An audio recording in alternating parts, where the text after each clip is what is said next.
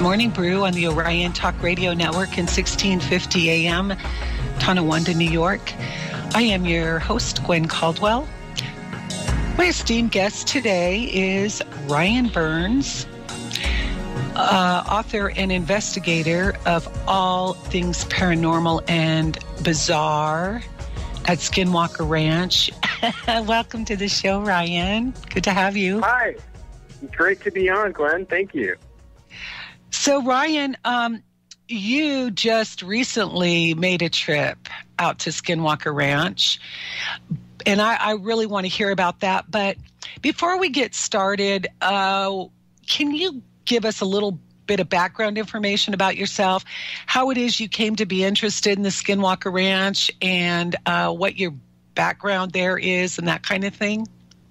Sure. I originally got interested in it after I had a experience back in the 90s, mid-90s, that kind of changed my life. And long story short, when I kind of retraced the steps and figured out that it all kind of stemmed around this particular area, I just kind of dropped everything. I quit my job in Salt Lake, rented my house, and moved out to the area full-time so I could investigate full-time. Big commitment. Yeah, it was.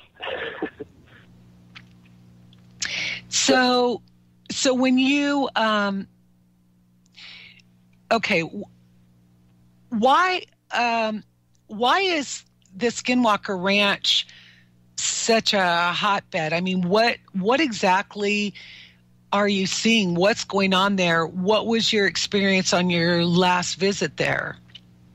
You know, I'll just kind of take that in order. I think what's going on, it's been a hotbed for a long time. The native people of the area have seen things for as far as they can remember. There's rock art and ancient sightings, petroglyphs up to 2,000 years old that have craft on them, aliens on them, things that are otherwise not seen in other areas, at least in petroglyphs and rock art.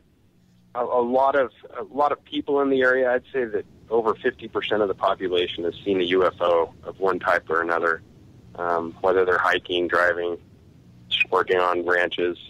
And another possibility or theory is that there's secret military activity, which originally I did not really give a lot of thought to, but I'm starting to believe it more and more. And then there's the theory that it's just a geological hotbed for, other dimensions to kind of sneak through.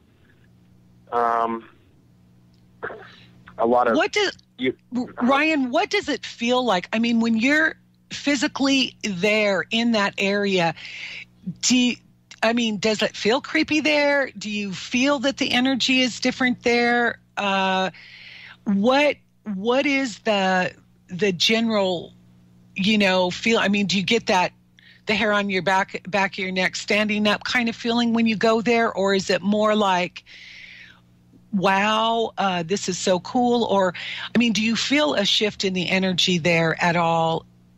When you come from one area into that hotbed area? I think there's definitely a presence of strange energy. It can be attributed to some kind of interdimensional activity, but on the whole, the majority of people do feel, on different levels, they do feel something different. And at first, I actively felt something different. It got to the point where, I just didn't feel right unless I was close by. Like I would come like maybe once a month. Then I would come like once every 2 weeks, and I just kind of got hooked. And I don't know if I, share that with other people, but the strangeness has an eerie quality, but then there's also a positive, and there's also like a positive energy. You feel a little bit more alive when you're near the place. Do you get the feeling that when you're there that there are entities or there are people that are aware of your presence there that are watching you just as you're watching them? Oh, absolutely. The owners of the ranch, it is private property. And to be honest, there's a lot of hot spots around the ranch that aren't, which you can also investigate. But as far as the main center of operation there, it is, private property, and they do have security. And they absolutely, are checking on the activities, the vehicles driving by, as well as anything anomalous as well. They're keeping tabs on all of that and documenting it. So you're definitely being watched. Does Robert Bigelow still own Skinwalker Ranch? He does. He, whether or not he has that more as a real estate investment or a personal investment is highly discussed in among researchers. I have a lot of respect for him. I believe that either way he definitely did the right purchasing the ranch, and he is involved with so much right now that it's really hard to tell why he owns it, but he's owned it since the mid-90s. Okay, for those of you who don't know, Robert Bigelow is a billionaire that owns a motel chain, but in North Las Vegas, he also owns an aerospace company.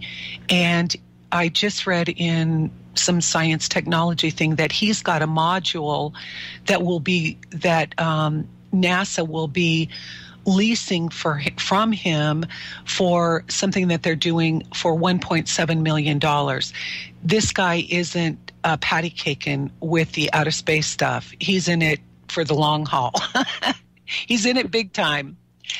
So, okay, so then I want to talk about the book a little bit. You interviewed the Shermans, right, that owned the property prior to Bigelow purchasing it?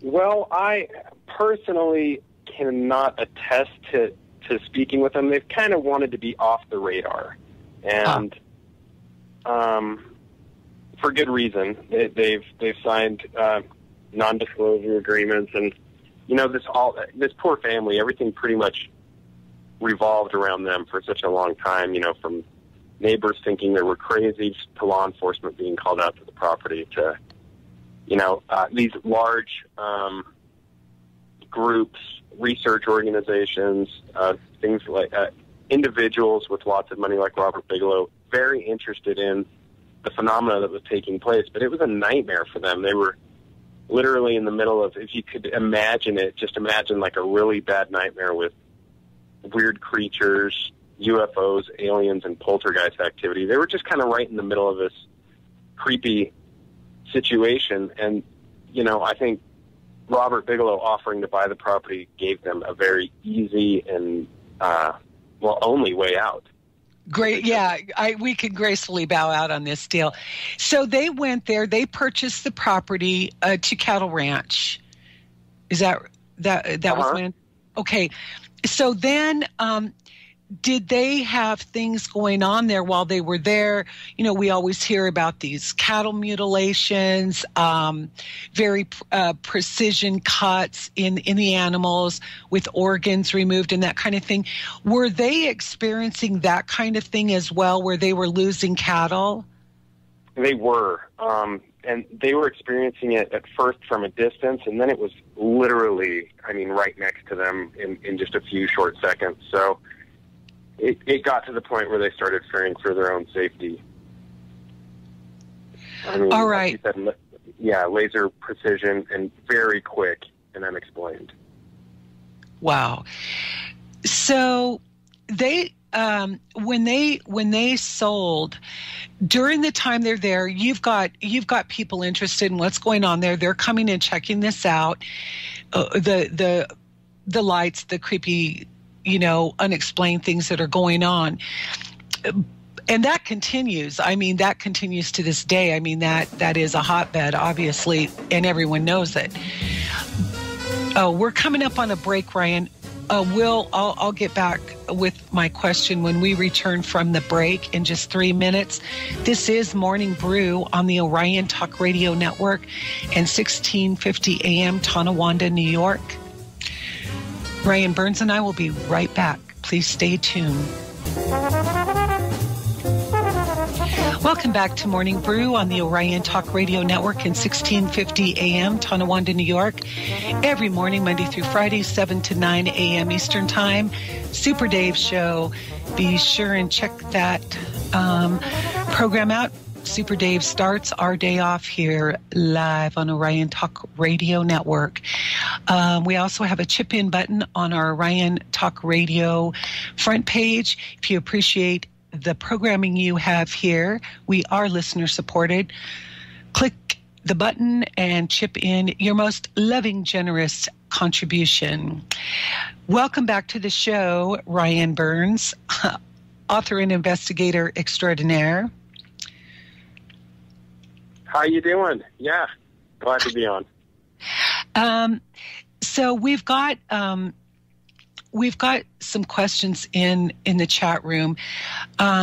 What made you choose that area? Are there other areas in the country that are really active with this type of phenomena? Other places, or is that kind of an exclusive area there? Oh, sure. No, there's definitely other areas. You have a lot of areas that have high strangeness. But I think what made me choose it more than anything was just how raw it is and in your face. There's really no sugarcoating to it. When things happen, they happen, and they're not very polite or, from my experiences, even those hardened skeptics, if you take them to the right place at the right time, I mean, they'll just melt. And it's that meltdown feature and just that rawness that I think really, made me consider moving up here. Now, you're not just seeing this during the night. I mean, a lot of people report seeing UFOs at night, but you've also filmed things that happen in broad daylight. Oh, you bet. Yeah, and it's the same thing. I mean, it's not one of those like, oh, it's a little dot in the sky type of a thing. It's usually something just out there, just completely out there and right in your face. And, I mean, it does not hide at all. So, yeah, it happens day, night, and everywhere in between. Okay, and then the other question is, are some people more sensitive to that? I don't know what it is, but... Absolutely. That theory, at first, I really, I kind of got into this being a skeptic, and, I also melted down. But, I mean, the theory of, if you're skeptical, it's going to take a little bit longer. If you're sensitive to it, you're going to be tuned in right away. I am by no means sensitive, and it's still dazzling. I think, I've gone out there with people who are sensitive, and oftentimes they get sick, nauseous, or throwing up. I mean, even when you start getting close to a hot spot. So I don't know. I mean, being sensitive is a good thing, but not always. It's good to have them on board in a research team, but if you're all sensitives, you're going to need a couple of skeptics to be with you, too, just to kind of hold you down. Okay, so could the ranch be a testing ground for military technologies such as Project Bluebeam? Are you getting the feeling that this is holographic in any way, or laser projection, or is there anything going on there that would indicate that this is a testing place for the military? Yes, there is. Originally, I was under the impression, I took more of the Native American aspect, and I believe there's definitely a Native American presence there, call it, ancestral or, spiritual, something along those lines. However, after speaking with scientists who have actually worked on the property, they've told me things, and, nothing else could really explain some of the invisible objects emitting magnetic fields, and then being intercepted by stuff on the ground. So I think there's really at least three things going on there. I think you have this skinwalker-like entity. I think you also have, like you said, the military testing, and I think there is an extraterrestrial aspect. And the extraterrestrial aspect, I just call it that because it may be dimensional. You know, you say extraterrestrial, immediately people go to like aliens and that. But it's perplexing because I can't say for sure it's aliens, but I know it's not something you usually see in this world. So it's otherworldly in that regard. So do you think there's a connection between the Fremont culture that lived in 9 Mile Canyon and the Skinwalker Ranch? Yes, absolutely. I think that the happenings then, the rock art, and the spectacular stuff happening now, it has to be connected, unless, you know, all these bizarre events are just completely random and just happen to happen in the same spot, which, it's hard to believe. Okay, so what is the strangest thing that you've seen or experienced out there that most stands out in your mind? You know, I would have to say that one of the there's so many, it's kind of like you reach in the hat and just pick one, because they're all strange in their own unique way. One that really stood out in my mind as far as the extraterrestrial aspect would be one evening we for sure thought that we were pegged by quote-unquote security. And, we heard walkie-talkies, or at least one individual on a walkie-talkie. And the researcher I was with, with good reason, took off running when we saw a figure. And I was about to go right behind him until I noticed that this figure was much taller than a normal human and a lot skinnier. And, kind of elongated as far as their head, their neck was longer, arms were longer, legs were longer. I mean, he was sitting at about 7 feet tall and maybe weighed 100 pounds. So, I couldn't stop looking. And, eventually I did follow running as well. But for a moment there, I really could just not stop looking. And it wasn't just me looking at him. I think he was also looking at me. And this thing, it could be a person. I'm not saying that it wasn't, but if it was a very odd individual. And right. that was haunting. Okay, so what other types of, I've heard reports of like oversized wolves and other types of beings there that transform into different things and all sorts of those types of stories. Are you witnessing that kind of thing when you're out there? Yeah, you do. You don't see that as often as the UFOs. The UFOs are kind of the more common thing, but to be honest, like what you're mentioning, the shape-shifting creatures and, the skinwalkers, as many call them, basically, in some Native American cultures, they speak of a skinwalker, which is a person with the ability to turn into any animal they want. So they're supernatural in that sense, and they can transform. And the fun part about that is you never know what you're going to be up against. We've seen, like you said, the large wolves, and they'll literally turn into something more hyena-like as we're watching them. Or, there's been, I personally have not seen this, but there's been, reports of these large birds, large dinosaur-like birds landing in the road. Pretty much any animal or like raptor-like dinosaur creatures on the ground. Anything you can think of dimensionally has been seen near and around there. Wow. And it's spectacular. Okay, we're coming up on our bottom of the hour break, and we'll be back in just 3 minutes. This is Morning Brew on the Orion Talk Radio Network and 1650 AM. Ryan Burns and I will return in just 3 minutes. Stay tuned. Welcome back to Morning Brew on the Orion Talk Radio Network in 1650 AM, Tonawanda, New York. I am your host, Gwen Caldwell.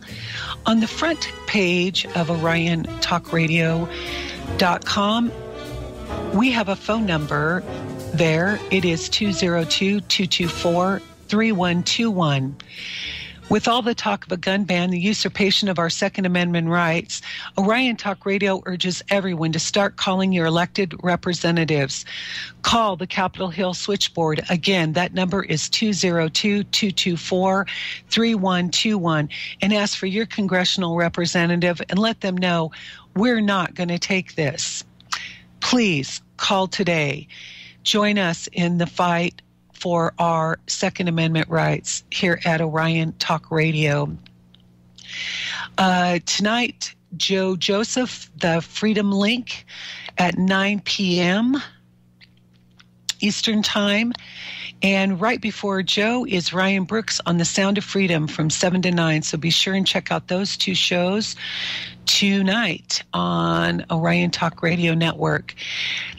If you have questions, comments, guest suggestions, fan mail, you can do so by clicking the contact button at Morning Brew website, which is www.morningbrew.webs.com, or send me an email at morningbrew@hotmail.com. Morning Brew is also on Facebook.com, Morning Brew at Orion Talk Radio. You can go there and like us and stay abreast of all of our upcoming giveaways, guests, and so forth. So welcome back to the show, Ryan Burns. I want to know, is there any evidence of natural geological uniqueness in that area that would be something that would attract these entities? I mean, I know like in Arkansas, they have that, you know, the crystals in the caves and stuff like that, that might be an energy source that might call attention to itself in that respect. Is there anything like that geographically going on or geologically going on in that area? Absolutely. This particular area has like these bands of ridge lines that typically run east to west. And there's materials that are found here. One that comes to mind is Gilsonite, and it's not found anywhere else on the planet. And there's other magnetic anomalies that take place on these ridge lines. And you know, the quote-unquote path of the Skinwalker, which many of the scientists that work at Skinwalker Ranch would call this corridor of high strangeness, is basically this. It's these ridge lines, and these oddities hop these ridge lines. And you know, the crystals that you just mentioned, absolutely, we've seen, you know, some crystal-like shards of glass on the ground. Not necessarily near Skinwalker Ranch, although there is one particular area close to there that has that. But there's been these other sites that, as far as military black budget stuff goes, speaking with some of the people who used to be involved at the ranch and no longer are, we got wind of these other investors that are purchasing properties with high strangeness to do portal technology, research, to do all kinds of things, spanning from portal tech to just experiments in the desert. One particular area, they're claiming to be housing UFOs there that they've downed, or at least the secrets are reverse engineering. So, you know, these places are like amazing. There's more and more of them that are being purchased, and there's just massive ranches. But those crystal-like shards of glass that you're talking about, they definitely add to the mystery. And we've noticed that where you find those or some of these other magnetic anomalies is typically where you'll find some of the strangeness. Wow. So when you go out and you're going on an excursion or whatever out there, mm-hmm. what do you take with you? Do you take cameras? Do you take sound equipment? How do you document what you're experiencing there? And do you find that once you get home, other things come to you that you might have missed at the time that you were there? Oh, you bet. Getting back to your question, originally we just used to pack up as much as we possibly could in a camping backpack, and we quickly realized that wasn't the way to go because you're not able to, you're not very mobile to start with. So what we do now is we'll still pack everything in the vehicle, so we'll get close to where we're going, and then usually it consists of like a headlamp, a couple of DVRs that you can place that are motion activated, some thermal imaging cameras, some regular night vision cameras, and you always want to have, a camera on your person, whether it be a GoPro or just a standard camera. So we've definitely kind of lightened up the load, but I'd say of all those things, the number one thing to take with you is, a light that's going to definitely turn on. We've had situations where your batteries are drained. So if you really go through your footage after you get back home, a lot of times the strangest stuff happens when you're not looking, and that's kind of why we've gone more of the DVR route with motion-activated DVRs, infrared DVRs, that you can kind of place around wherever you're doing the investigation. Because it's kind of like fishing or trapping or anything like that. Wherever the center is or the people are, I guess we're technically the bait. If you place video around that, you're more likely to catch things. Okay, so do you get the feeling that the entities there are of a negative nature? Are they, do you get any feeling of that they'll cause you harm? Or, what's the general feeling of the entities and the whatever is going on there? Do you feel like they're threatening? A select few. I'd say only a select few are threatening and are there to cause you harm or malicious. But the majority, I would say, at least of the craft, the figures, the sounds and stuff that you'll see, the majority are curious.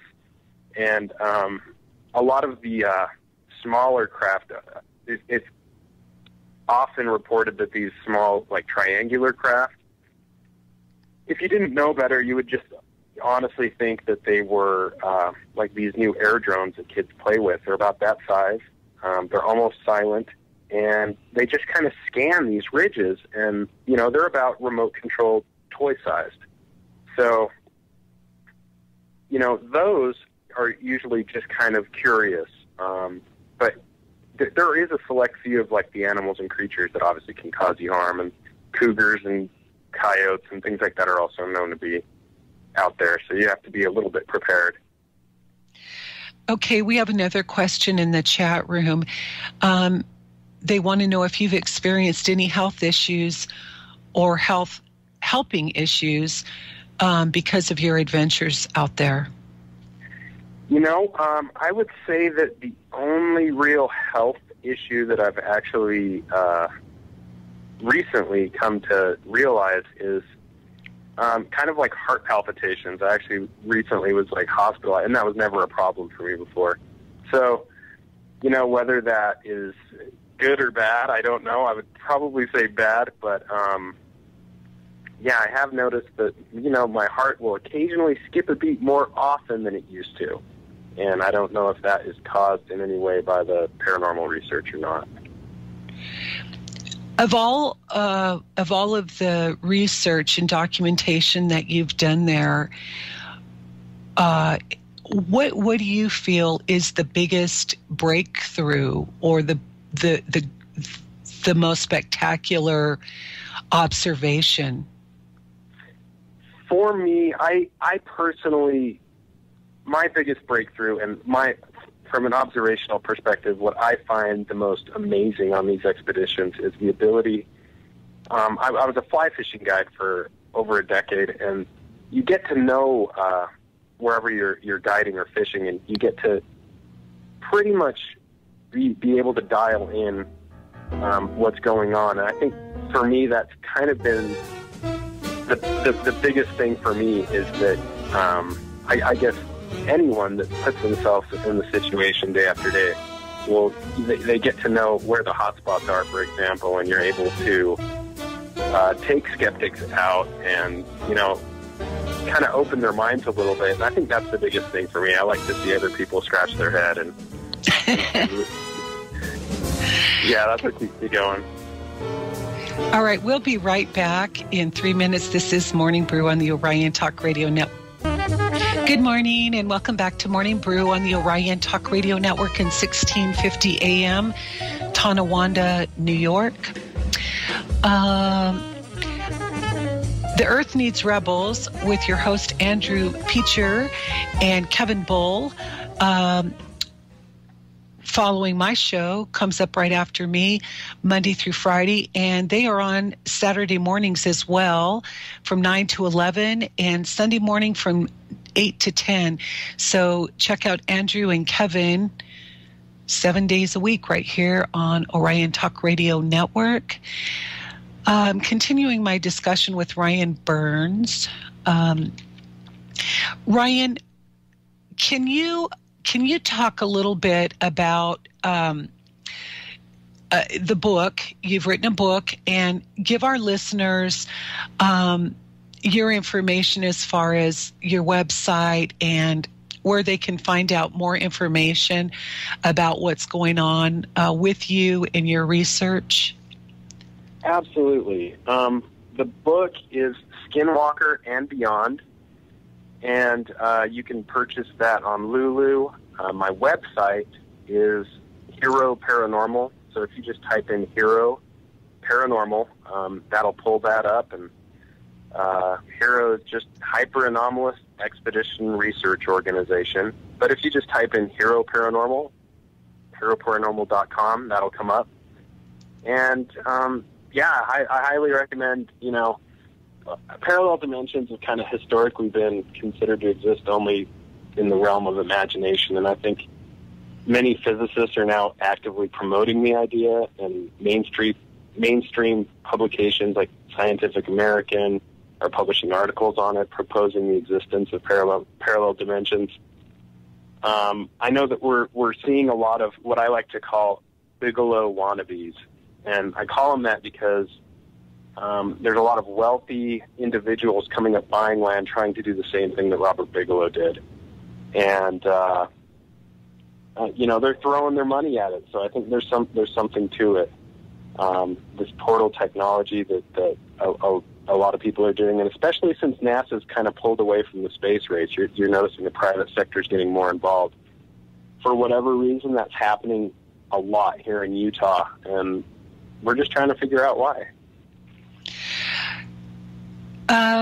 When you go out on these expeditions, how many people are generally in a group, and do you stay together or do you separate to get photographs and that kind of thing from different points at the ranch, or do you how when you go out there, how do you operate, I guess, in order to find what you're filming and all of that? We learn new techniques every time we go out. I would say 3 to 5 per group is a really good number. If you have more people than that, then separate them into separate groups. So if you have like 15 people, make sure you have 3 groups of 5. The 3 to 5 is just a good number because 1 is just scary. 2, you can kind of get stuck on one particular theory, and 3 is just right. 3's company, 3 is just right. So 3 to 5 per group. Separating is key. There are times where if you're seeing something in an area, then definitely go out and separate and try to triangulate around it, and then put a second set of cameras around the actual group. So you can not only film the focal point, but you're also filming the people filming the focal point, because a lot of times stuff will come up from behind. But yeah, we learn stuff every day, really. I want to tell a story that's really kind of funny. You talk about the orbs, and I've seen the orbs, and I asked an old Indian guy that was my neighbor. I said, "What do you know about those blue orbs?" And he said, "Oh, those are the Peta Yuha," and in Lakota that means like a ball that has fire. You know, I don't know what the direct translation is, but Peta is fire, and Yuha is to be with or to have or to hold or something like that. So anyway, he said he remembers when they were kids, they lived in a teepee, and those orbs would often come, and the elders would hush the kids, and they were really reverent toward them because they believed that they were the entities that brought the medicinal property to the plants that they used for healing. And so anyway, I lived out in the middle of nowhere on the Rosebud Reservation in South Dakota. I was caring for my grandpa, who at that time was the oldest living Lakota medicine man. And we saw these really strange things. They were kind of like orbs. They were almost iridescent, but you could tell that they were a craft of some kind. So I ran in his bedroom and I said, Grandpa, come and look. And so he comes out, and I'm on the phone with my brother going, you can't believe what I'm looking at with my bare eyes right now. You know, I'm just all freaking out, you know. And so Grandpa comes out, you know, and he's got his little cane, and he's, you know, just coming really fast, all excited. And he gets to the door and looks out. And he's just disgusted. He's like, that's just the outer space people, and just like, you bothered me with this ridiculousness, you know. And he walks back to his room, and he's all huffing down the, you know, the hallway because we bothered him for just the outer space people, you know. Oh, that's so neat. And but he talked about the outer space people a lot, and what his actual connection with them was, or how he communicated with them, I don't know, but he had a very intimate relationship with them in terms of really being connected in that way. And it was kind of amusing for me because I lived in the same house with him, and I didn't feel that connection at all. You know, I mean, I didn't feel any energy or any presence of that kind of an entity there at all. Yet he was very connected. But the balls of light, I've never seen them during the day, but one evening we were coming down, and it was just after dusk. You know, the sun had gone down, but it wasn't quite dark yet. And you could just, coming down the hill, it looked like there were all these campfires. And I'm like, what in the heck is that? And here, as I came down, it was just those orbs of light. There were no campfires. And that is really something to witness. And when you see things like that, for me at least, it totally changes this idea that we're the only entity. You know, it really is arrogant of us in this big giant universe to think that we are the only source of life on the planet or in this galaxy or whatever. So what has your experience been like that? I mean, are you, I mean, do you come up against that kind of thing? Oh, that can't be real. This is, you know, they told me, I got a photograph one time, and there was one of those entities in it. I didn't see it, but it showed up in the film. Oh, that's just a glare on your camera lens, and, you know, stuff like that. So what are your thoughts on that? I'm open-minded. I love the unconventional, and I think exploring, and speculating about shamanic and interdimensional realities intersecting with our own I think it's extremely interesting, and especially like for me, it gives me a greater sense of purpose. And not that life isn't spectacular on its own, but it just kind of adds to it. It's that garnish on top of it. And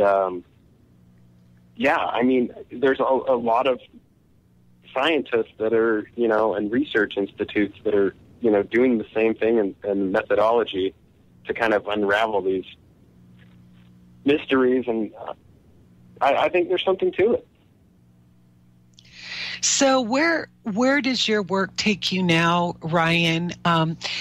We have about 1 minute left, and I just want to remind everyone, tomorrow Lisa Elkins Goodman is my guest, and we're going to be covering Nicera tomorrow on the show.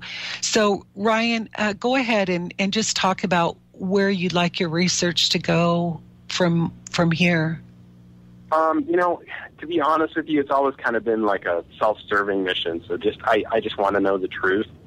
Highly recommend if anybody's looking into doing this type of stuff that they don't think of doing it as a full-time job, because basically you have to do other work to support your habit, more or less. That's the case with me. I do a variety of other work.